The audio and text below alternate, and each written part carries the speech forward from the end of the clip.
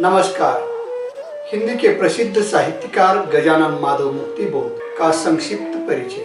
पृथ्वी को प्राप्त सविता का नमस्कार, जनगण को मेरी कविता का नमस्कार। मैदानों के वनपथ भोले आज तुम्हें, मुस्कान अमीय का इस पूनों का नमस्कार। इन झरनों को कोमल किरणों का नमस्कार, जनगण है तुम हो वन फूलों से भूले, स्वाभाविक ही झरनों से अंतर को खोले।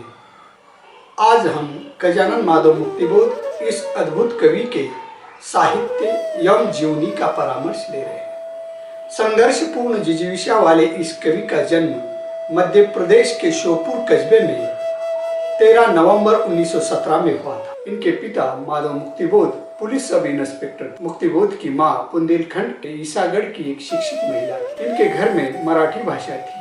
इनकी प्रारंभिक शिक्षा उज्जैन में हुई। सन 1938 में मुक्तिबोध ने इंदौर के होलकर कॉलेज से बीए किया, जहां उनका परिचय वीरेंद्र कुमार जैन, प्रभात चंद्र शर्मा और प्रभाकर माचोई जी से हुआ। इन सब का उनके जीवन पर काफी प्रभाव पड़ा। साहित्य की यात्रा की शुरुआत भी लगभग इसी समय हुई।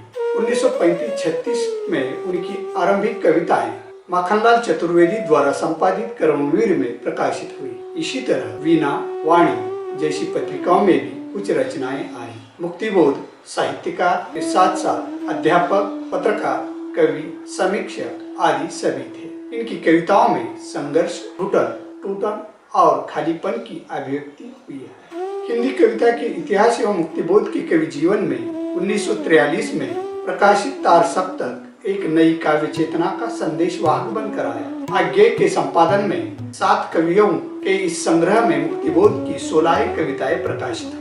तार सप्तक से उन्हें जो पहचान मिली, लेकिन जीवन में संघर्ष का सिलसिला चलता ही रहा। जीवन यापन के लिए अलग अलग शहरों में अध्यापकीय से लेकर संपादकीय तक उन्हें जो काम मिला वे करते रहे। उज्जैन, बनारस, कलकत्ता, जबलपुर, नागपुर, इलाहाबाद आदि एक जगह से दूसरी जगह पर भटकते हुए भी लेखन कार्य जारी ही रखा। कुछ समय के लिए मुक्तिबोध हंस पत्रिका के संपादकीय विभाग में भी रहे, लेकिन उनकी संपादन कला का उत्कर्ष नागपुर से प्रकाशित नया खून में देखने को मिलता है। उन्हीं दिनों जबलपुर से निकलने वाली पत्रिका वसुधा में भी उनकी एक साहित्यिक की डायरी धारावाहिक रूप में प्रकाशित हो रही। कामायनी एक पुनर्विचार के माध्यम से वे पहले ही एक नई समीक्षा दृष्टि का ऐलान कर चुके थे। उनकी मौलिकता साहित्यिक इलाकों में सहज स्वीकार्य नहीं हो रही थी, इसीलिए जीवन की भटकन में भी उन्हें मुक्ति नहीं मिल पा रही। 1954 में उन्होंने नागपुर विश्वविद्यालय से हिंदी में एमए पास कर लिया, जिससे उन्हें कहीं कोई प्राध्यापकीय पद मिल सके और उनके जीवन में कुछ स्थिरता आ सके। आखिरकार 1958 में राजनांदगांव के दिग्विजय कॉलेज में वे प्राध्यापक हो गए। यहाँ रहते हुए उन्होंने अपना सर्वोत्तम साहित्य रचा। ब्रह्म राक्षस, अंधेरे में तथा अन्य कई महत्वपूर्ण कविताओं के साथ साथ काठ का सपना, सतह से उठता आदमी, यह कहानी संग्रह तथा विपात्र इस उपन्यास की भी रचना इसी समय में की। मुक्तिबोध का संघर्ष जीवन में ही नहीं साहित्य में भी चलता रहा। जिस समय वे हिंदी साहित्य में आगे बढ़ रहे थे, वह समय कविता पर संकट का समय। ऐसे में उन्होंने कविताएं रची और उससे भी ज्यादा लंबी कविताओं को लिखने का साहस उन्होंने दिखाया, जो उस दौर का बहुत ही मुश्किल कार्य था। मुक्तिबोध के बहुत ही करीबी हरिशंकर परसाई उन्हें याद करते हुए बताते हैं, मुक्तिबोध की आर्थिक दुर्दशा किसी से छिपी नहीं है। उन्हें और तरह के क्लेश भी थे, भयंकर तनाव में वे जीते थे, पर फिर भी बेहद उदार, बेहद भावुक आदमी थे। उनके स्वभाव के कुछ विचित्र विरोधाभास थे। पैसे की तंगी से जीने वाला यह आदमी पैसे को लात भी मारता था। मुक्तिबोध का संघर्ष बहुत ही जमीनी था। नामवर सिंह उनके बारे में कहते हैं, मुक्तिबोध की 1 या 2 कविता ही नहीं, उनका तो सारा जीवन ही संघर्ष का प्रतीक है। मुक्तिबोध के साहित्य में जो संघर्ष दिखता है वह बहुत कुछ कह जाता है। अपने ही निकट हो रही घटनाओं का चित्रण उनकी काव्य और कहानियों में मिलता है। अशोक वाजपेयी जी उनके जीवन के बारे में कहते हैं, मुक्तिबोध एक कठिन समय के कठिन कवि है। मुक्तिबोध का ज्यादा से ज्यादा जीवन छोटी जगहों पर बीता, जिससे वे कोई हीनता नहीं महसूस करते। अपने शहर समाज के प्रति यही लगाव उनकी कविता में दिखता है। उनकी कविताएं समाज की उन सच्चाइयों का ब्यौरा है जो उससे घटित होती है। उनकी कविताओं में पूंजीवादी वर्ग के खिलाफ घृणा एवं विद्रोह साफ झलकता है। मानवीयता उनकी कविता का मुख्य विषय है। मुक्तिबोध की सबसे बड़ी ट्रेजेडी थी कि वह स्वयं अपने आप में वैचारिक रूप से अंतर्विरोधी के केंद्र थे। बुरे, अच्छे और बेहतर के द्वंद्व ने उन्हें कभी भी चैन से बैठने नहीं दिया। मुक्तिबोध का बचपन एवं किशोर वय मध्यवर्गीय समृद्धता के घेरे में सुरक्षित रहा, जिससे वे अपनी सर्वहारा वर्गीय चेतना का अवरोध मानते रहे। मुक्तिबोध एक ऐसे समाज का निर्माण करना चाहते थे जिसमें श्रम करने वाले मनुष्य को महत्व मिले। सभी मानव को सुखी, श्रमशील और शोषण रहित होने का स्वप्न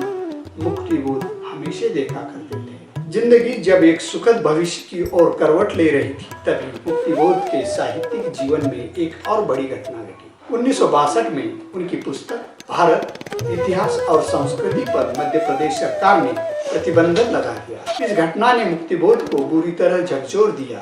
उन्हें अपने आसपास पर हर ओर षड्यंत्र दिखाई, जिससे परिणाम स्वरूप फरवरी 1964 में उन्हें पक्षाघात का झटका लगा और 11 सितंबर 1964 को मुक्तिबोध को अपनी पीड़ा से छुटकारा मिल गया। गजानन माधव मुक्तिबोध द्वारा लिखी कविता कई बार किरणों की अप्सरा आई और चली गई। निर्विकार किंतु मैं घिरा रहा अंधेरे से सूने में ताकता। सत्यों का फेरा शुरू हुआ, खत्म हुआ कई बार। निराकार सूने का घेरा किंतु अखंड स्थिर रहा। वह मेरा श्याम शून्य अनिमेष निहारता खड़ा रहा। सत्यों को एकटक उदित हुआ सूर्य लाल डूब गया। चंद्र व नक्षत्र आए चले गए, किंतु उन सब के पार परे रह अंधेरे की परंपरा अंबर में खड़ी रही। व्यथाएं उभरी खूब डूब गई। निराकार आदर्श दिशाएं किंतु खड़ी रह मुँह बाएं। मेरा मन निराकार सेवलाया तमोने पर्दा बना रहा। उभरे 100 रश्मि चित्र जीवन के मर्म के उभरे विलुप्त हुए। बंद हुआ थिएटर भावुक व दार्शनिक। बहु स्वभाव दर्शक चले गए। बुझ गई बिजलियां, खाली पड़ी कुर्सियों की पाते भी।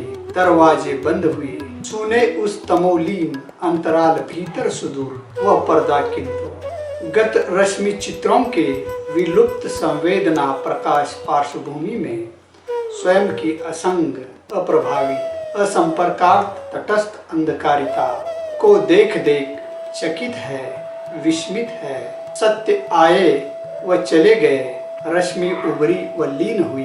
अंधकार किंतु जो तब भी था अब भी है। मेरा मन अंधकार प्रतिरूप प्रदान व करता है। आकाश अवकाश प्रभास व रेखाएं। रश्मि चरित्र को, सत्य को, सार्थकता उसकी अपार है। सार्थकता उसकी अपार है।